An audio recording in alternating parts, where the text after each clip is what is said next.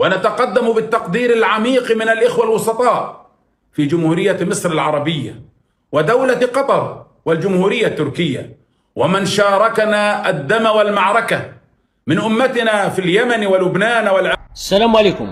السيد خليل الحية، عضو المكتب السياسي لحماس بقطر.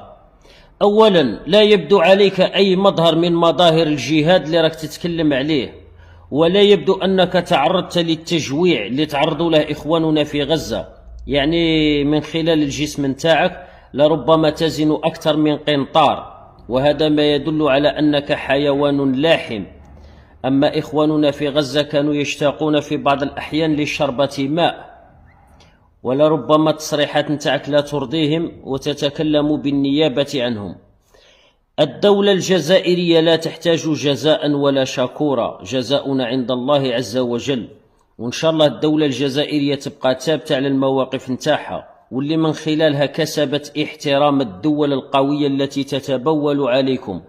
يعني التصريح نتاعك مقارنة مع الاحترام اللي كسبته الدولة الجزائرية من طرف الدول التي تتبول عليكم لا يسمن ولا يغني من جوع ولا يؤخذ بعين الاعتبار.